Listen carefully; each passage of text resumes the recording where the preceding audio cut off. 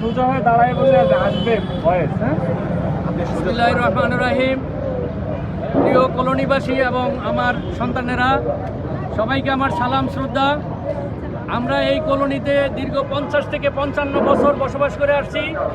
সরকার বিভিন্ন সময়ে আমাদেরকে এগুলা বরাদ্দ দিয়েছে এবং এমনভাবে কতগুলো সিদ্ধান্ত হয়েছিল যেগুলো আমাদেরকে দিয়ে দেওয়ার কথা ছিল, কিন্তু আজকে দেখা গেছে দীর্ঘ সময়ের পরে তারা আমাদেরকে এখান থেকে উচ্ছেদ করে দিতে চাচ্ছে অবৈধভাবে।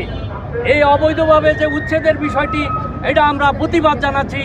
আমাদেরকে যেভাবে মিটিংয়ে বিভিন্ন সিদ্ধান্ত হয়ে গেছিল, সেই সিদ্ধান্ত অনুযায়ী আমাদের এই বাসাগুলো আমাদেরকে বরাদ্দ দেওয়া হোক এবং আমাদেরকে এগুলার বিষয়ে সমাধান করা হোক।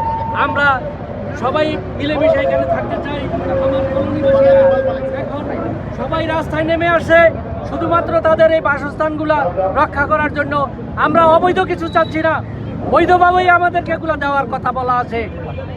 আর 576 জন এলওটি এখানে বসবাস করতেছে। আজ তারা নিঃসহায়, তারা কোথায় যাবে এই বাসাগুলো ভেঙে দিলে? আজকে আমাদের দুঃখের কথা কারোর কাছে বলার মতো নয়। আমি সরকারের কাছে আবেদন জানাবো, এই আপনাদের এই সিদ্ধান্তর থেকে আপনারা ফিরে আসেন, আমাদের এই বাসাগুলো আমাদেরকে দিয়ে দেন।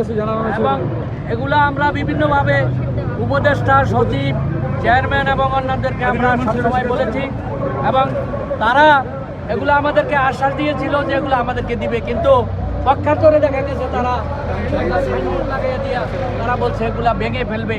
এটা বড় দুঃখজনক। আমরা কোথায় যাব? আমাদেরকে যাওয়ার কোনো এবং আমাদেরকে কোনো বিনা